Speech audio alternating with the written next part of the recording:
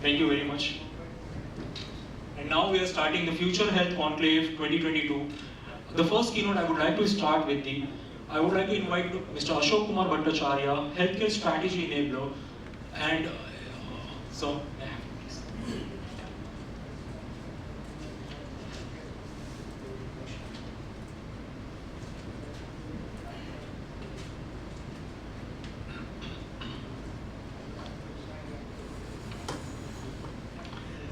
Good morning, ladies and gentlemen. It gives me immense pleasure to welcome you all this prestigious event, Future Health Conclave and Awards. I take this opportunity to sincerely thank Farooq Sheikh, the founder and CEO of Aristocrat Media, for inviting me as a guest of honor, and also giving me this opportunity to express my thoughts on the future of healthcare trends, technology, and new skills for success. My deliberation will focus on and revolve around the buzzwords of transformation, technology, innovation, and future of healthcare. In the last few decades, the Indian healthcare sector has transformed a lot and yet gained and grown from strength to strength. The disease profile, which was skewed more towards acute conditions compared to the chronic diseases, and over the last couple of years, India has mimicked the diseases of the West and has witnessed significantly high proportion of chronic ailments like diabetes, hypertension, cardiovascular diseases, diseases associated with the central nervous system, various types of cancers, and now rare diseases. The country has witnessed a rise in health consciousness and improved as well as increased diagnostic facilities. Although healthcare expenses is primarily out of pocket, we see a steady rise in insurance participation and also government funding, namely the Ayushman Bharat. The healthcare infrastructure has made a significant progress with the emergence of large corporate hospitals, increased medical colleges and hospitals, both in the private and government sector, increase in number of specialists and super specialists, emergence of both minimal as well as advanced diagnostic facilities, enabling early diagnosis and treatment. Alongside an integral part of the healthcare, the pharmaceutical industry is at inflection point and is undergoing tremendous transformation, keeping pace with multiple environmental challenges, regulatory norms, pricing pressures, high cost of R&D, patent challenges, changing disease profiles, high stakeholder expectations, etc. In recent years, the industry has also witnessed lots of mergers and acquisitions at both global and local level, whether it is the hospitals or whether it's the pharmaceutical companies. The recent pandemic had tremendous impact in the healthcare sector, as was seen in all other sectors. I personally feel it drove all personnel to think differently as well as innovatively. Necessity is the mother of invention. The healthcare sector, like all others, learned the way to collaborate as a team and manage to deliver desired outcomes successfully. That's very important. Healthcare professionals adapted, adopted, and embraced technology in order to mitigate challenges, and like all other industries, learned working under adversities and constraints in a virtual as well as hybrid mode in an efficient, cost-effective manner, and also trying to deliver stakeholder expectations. Cross-functional working environment got strengthened. learned new ways of working and started redefining roles and responsibilities, skills and capabilities and competencies. Supply chain got recognition as an important function. Training and development and employee well-being started getting more focus. The health tech shifted the paradigm of health accessibility. In the past 3 to 4 years, we have seen a great shift in the modus operandi of different sectors of our country. Healthcare is one of them. The major shift was the tech-based health startups like Medibuddy, Pristine Care, Dawa India, etc., to name a few. These types of startups have not only changed the whole paradigm about health, but also helped many people by making it accessible. In India, where healthcare treatment is considered as a service, it's a seva, and doctors are considered as God, unfortunately, there are still a significant percentage of population who does not have the access to the better healthcare services. In general, there are few barriers like cost, proximity and awareness, etc. Where cost means the higher the price, the better the service one could get. Proximity means the distance of the doctor's clinic or hospital, and awareness means the right knowledge imparted to the patient. Satish Kannan, co-founder and CEO of Medibuddy, said, in start, we had one service of online doctor call. Then we took it offline. Then prescription, diagnostic. We tried to provide holistic service and also help them to take admission to the hospital and also home care and mental health. Absolutely true. On the question whether they are Amazon of health services, Satish Kannan added, it is the real thought process. Millions of people visit our website and many consult the doctor. Building a cancer hospital is tough, but providing valuable information is easy. We believe in a platform for service with a partnership of the specialist doctor, and it is a niche area. The medical tourism in India is the evolution and expansion and eminence which needs to be mentioned. India, as a country of affordable medical services, generates around 16.3 billion US dollar revenues. Not a small one. The Indian medical sector has tourists from across the globe. The presence of Ayurveda, naturopathy, and emphasis on wellness makes Indian medical practice more eminent than other countries. The countries line to follow the blend of traditional and scientific way of treatment attracts medical tourists from across the globe. However, the advent of pandemic has slowed down this compared to the previous phase. But there is a major challenge that I personally consider is we branded our services based on price. But we need to change that perception because for longer run, we cannot compete in the market just based on price differentiation. We need to position ourselves as responsive and credible quality healthcare providers. Reducing diagnostic errors, role that the technology will play, is very, very critical. The telemedicine guidelines released on 26 March 2020, which enabled all the doctors to do consultation on digital platform, which no one had engaged ever. This was a big change for India. This technology was a great enabler in improving access. What artificial intelligence and machine learning can help do is basically point out true positives to the radiologist and pathologist and enable them to spend more time on sick people and not on samples which would be normal or near normal.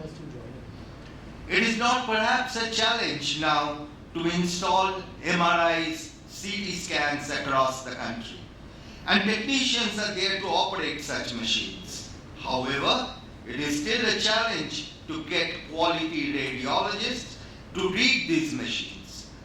Such machines are now producing high quality images, and we need someone to analyze them. That is where, examples of areas like artificial intelligence for lung cancer screening, breast cancer screening can play a huge role.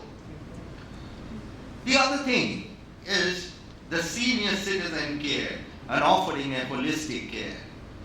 India has the second largest elderly population in the world. It's growing at 4%, which is double the speed of India's population growth at 2%. Over time, India's senior citizens will account for 12% of the population. A senior citizen is prone to hospitalization because of chronic diseases, organ failures, etc. And hence, a healthcare system to look after them is essential. They require a holistic care, which includes operative care, mental care, through counseling and compassion. Aging with dignity is the mantra that Vaibhav Tiwari, co-founder and CEO of Portia, gave. The need for quality aging can be harnessed through companionship, spirituality, and traditional care. Mental well-being can also be achieved through meditation, yoga, proper diet, and engagement in day-to-day activities. Instead of making them fearful of their disease, doctors should assure them that illness is a part of aging and can be taken care of with appropriate treatments. The most critical factor in the Senior Citizen Care Center is the people working in it. They need to be empathetic and well equipped with the state of technology. Let us look at the public health policy and the role of remote monitoring in making this a reality. Public health is an entire discipline, and it subsumes doctors, medicines, and specialists, curing people and promoting health, but also preventing diseases to the extent possible. Public health also includes economies, epidemiology, and social science, and how you change people's behavior. This is something that the pandemic has shown us, that behavior change is very critical, and we need the behavior change going on forward. Dr. Urvashi Prasad, Director DMO Niti Aayog, said that pandemic really gave a flip to digital healthcare, and the use of technology in healthcare and telemedicine is a very critical aspect of that. Alongside that, remote monitoring is also coming into the entire public health policy. Remote monitoring is crucial as the burden of chronic disease is increasing and the fertility rate is declining in India, and the senior citizens are increasing. So we have to see remote monitoring as a future. The acceptability of remote monitoring among citizens will increase only if their healthcare providers tell them that they believe in the technology. Unless the doctor believes that technology is actually helping the patient, it will be hard for the patients to believe as well. Let us look at the funding and the future of healthcare insurance in India. The healthcare financing through insurance is still 15 to 18%, which shows there is a large scope for this to increase. In total, 65% of the healthcare expenditure is outpatient and only 35% is inpatient, whereas the majority of insurance coverage is in the hospital. As I mentioned earlier, that the other integral part of healthcare is the pharmaceutical industry, and I will now table some changing positive trends which is palpable. The industry is focused on affordability of quality medicines and ensure access not only in India but across the globe. This is evident from the fact that India caters to around 40% of generic drugs to the biggest pharma market, and that is the US, and around 25% of prescription drugs in the UK, alongside meeting approximately 70% of global vaccine requirement. India ranks third in terms of volume for pharmaceutical production and 14th by value, with a strong network of approximately 3,000 drug manufacturing companies and around 10,500 manufacturing units. According to the 2021 economic survey, the domestic market is projected to grow 3 times in the next decade. The domestic market is estimated at 41 billion US dollars in 2022 and likely to reach 65 billion US dollars by 2024 and further achieve 120 to 130 billion US dollars by 2030. And the bifurcation is something like 57 from exports and 73 from domestic consumption. In order to achieve the projections, the industry needs to grow at a 12% CAGR from 2020 to 2030. There needs to be a concentrated effort from all stakeholders, policymakers, physicians, academia, payers, IT, packaging, logistics, and distribution. It also requires a shift in mindset from silo working to collaborative working in all areas like drug discovery, clinical trials, packaging, manufacturing, logistics and distribution, regulatory reforms, like drug approvals, taxation, funding, etc., the insurance sector. The industry also needs to reduce the dependency on key API to local manufacturing. So the question that crops up, are we overambitious? According to me, and to many, the answer is a big no. And why so? It's because of the healthcare reforms that we see in the country, like the Ayushman Bharat, the health and wellness centers, etc., the regulatory reforms, large patient pool, good clinical practice. India has got the distinction of high qualified doctors and modern infrastructure to ensure good clinical practice. Government encouraging and funding for innovation, R&D facilities, where I mentioned that R&D costs are very high. The NIPERs which are there, it's a lower R&D cost, and the public-private partnership will ensure a better yield. India is an intellectual hub for scientists, and we all remember the brain drain which happened, and it was the first one was Dr. Reddy's, who really ensured a reverse brain drain in the country. Advanced biosimilar activities and collaborations which are there. India has established a strong presence in the global generics market by delivering high quality, low cost manufacturing capabilities, collaboration with global innovator companies through technology transfer. Vaccine is one of the recent examples. India has also shown and established a strong marketing capabilities in licensing of innovative molecules, brands, collaborative marketing to ensure maximum patient access, which is extremely, just by discovering a molecule doesn't mean anything until and unless majority of the patients across the globe have an access to that innovative medicine. The healthcare sector is poised for a giant leap forward in this decade and beyond. Health science and innovation has come into sharp focus. There are challenges, but at the same time, it's exciting too. The pandemic has taught us how to quickly resolve issues and work as a team to emerge successful. The change in mindset, adapting to the dynamics of the environment, embarrassing new technologies, exploring new geographies, keeping patients at the center of all activities is something which the pandemic has taught us. Let's look at these positive sides. Focusing on innovation, new chemical entities, biosimilars, patent actions models, distribution and logistics model, marketing, packaging is of utmost importance for fueling the growth.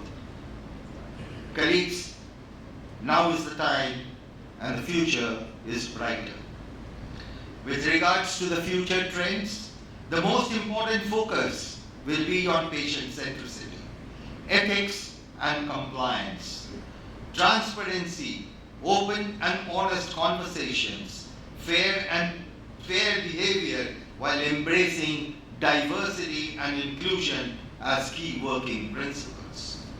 Everyone across the sector has learned to be resilient, adapt and respond faster to changing environment innovatively at a lightning speed, which are critical to accomplishing future goals. To conclude, CEOs alongside with HR, with all departmental heads and will be redefining talent requirements, roles and responsibilities, rewards and recognitions, compensation structure, employee well-being, benefit policies, invest on training and development, defining and creating a culture of teamwork, building robust contingency plan. Resource allocation, both financial and human, is being and will be even more critically analyzed and looked into by the CEOs, CFOs, CHROs based on the guiding principle of differentiating between necessity and good or nice to have. Thanks for lending your ears. Stay safe, stay healthy. Embrace the changing trends and enjoy being a growth driver of the promising healthcare sector.